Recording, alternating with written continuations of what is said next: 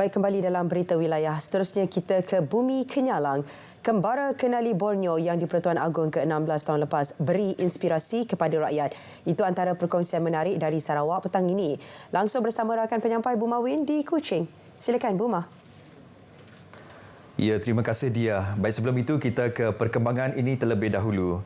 Timbalan Premier Merangkap Menteri Perdagangan Antarabangsa, Industri dan Pelaburan Sarawak, Dato' Amar Awang Tengah Ali Hassan memuji Persatuan Industri Marin Sarawak, SAMIN, atas usaha gigih mempromosikan industri maritim negeri ini, terutama melalui sektor pembinaan dan pembaikan kapal SBSR. Jelas beliau, sejak penubuhannya pada 2018, SAMIN telah muncul sebagai platform utama untuk promosi, pembangunan, kemajuan dan perbincangan industri maritim di Sarawak. Dato' Amar Awang Tengah berkata demikian dalam satu kenyataan media selepas lawatan rasmi bersama pegawai kementerian itu ke Pavilion Sarawak SAMIN di Pameran Maritim Asia Pasifik Singapura semalam. Beliau berkata usaha semangat dan komitmen SAMIN dalam meletakkan Sarawak pada peta SBSR antarabangsa. Peniaga Bazar Ramadan diminta sentiasa menjaga tahap kebersihan dan kualiti makanan yang tinggi agar dapat menarik lebih ramai pengunjung. Timbalan Menteri di Jabatan Premier Sarawak, Datuk Sharifah Hasidah Said Aman Ghazali memberitahu terdapat 82 peniaga di Bazar Ramadan Sukmaria, manakala Bazar Ramadan Satok dan Semarak masing-masing 95 dan 45 peniaga, iaitu 3 lokasi Bazar Ramadan di kawasan DBKU. Beliau yang juga merangkap Aden Semarang berkata demikian kepada pemberita semasa melawat ke Bazar Ramadan Sukmaria di Taman Sukma Kuching. Sementara itu, Datuk Bandar Kuching Utara Hilmi Othman memberitahu dalam kawasan DBKU terdapat 9 buah bazar Ramadan swasta dengan 739 orang peniaga. Selain bazar Ramadan, DBKU juga mengadakan bazar Aidilfitri di Satok dan bazar perpaduan Ramadan di 3 lokasi, iaitu Kompleks Beli Belah Plaza Merdeka, Jalan Masjid India dan juga Hotel Waterfront Kuching. Ia mempunyai jualan tekstil, aksesoris selain barangan keperluan lain bagi persiapan menyambut perayaan Aidilfitri tahun ini. Turut hadir dalam lawatan itu ialah Timbalan Menteri Utiliti dan Telekomunikasi Sarawak, Datuk Dr. Abdul Rahman Junaidi selaku Menteri bertanggungjawab terhadap Dewan Bandaraya Kuching Utara di BKU.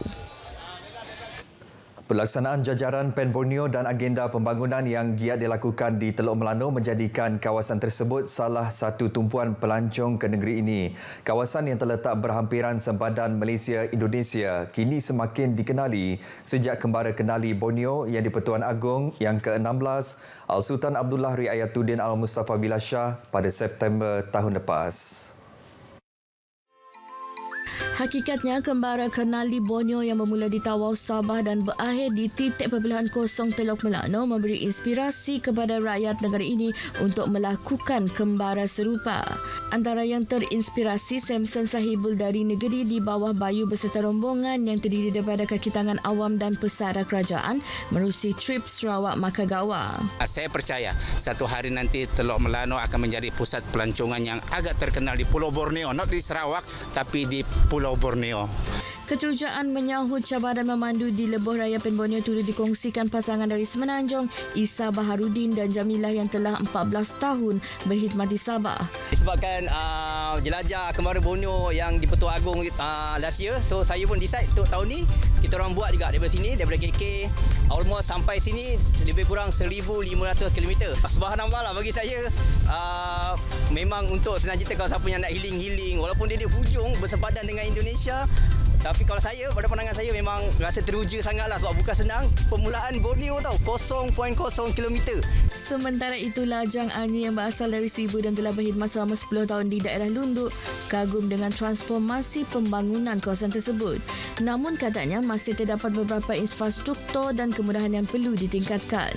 Jadi kat situ macam okeylah, berpotensi. Cuma line yang kadang-kadang selalu hilang. Tiba-tiba kalau tak ada elektrik, memang line hilang. Susah nak cari location, terutamanya kalau kita guna west nak cari location kat sini. Ahli Dewan Undangan Negeri Tanjung Datu Azizul Anwar Adenan mengakui jumlah pengunjung ke Teluk Melano amat menggalakkan saban hari dan pelbagai kemudahan turut dirancang bagi memberi keselesaan kepada para pengunjung. Kita akan adakan satu dataran yang besar di sini kemungkinan akan terus ke pantai lah. Dan kita ingin mengucapkan setinggi terima kasih kepada Yang Amat Berhormat Premier kerana telah memberi peruntukan sebanyak ini untuk pembangunan di kawasan Tanjung Datuk. Antara yang sedang giat dibangunkan adalah anjung usahawan bernilai RM5 juta dan kini mencapai 50% siap, manakala pembinaan Masjid Teluk Melano bernilai RM8 juta dijangka siap pada pertengahan tahun hadapan. Seorang penyelia sebuah syarikat swasta diberi kerugian RM53,000 selepas terpedaya dalam kes pinjaman wang tidak wujud.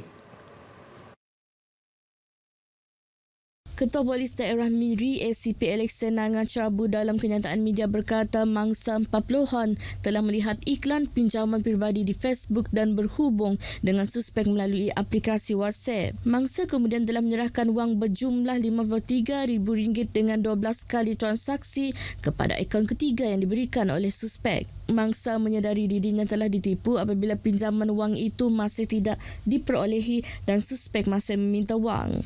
Laporan polis dibuat oleh mangsa pada Selasa lepas dan kes disiasat bawah Seksyen 420 Kanun Kesiksaan. Baik saudara, perkongsian itu tadi mengakhiri berita dari Sarawak. Dari sungai hingga ke segara, Palestin pasti merdeka. Kita kembali bersama Dia di Angkasa Puri untuk berita seterusnya. Dia, silakan. Baik, terima kasih Buma langsung dari Sarawak.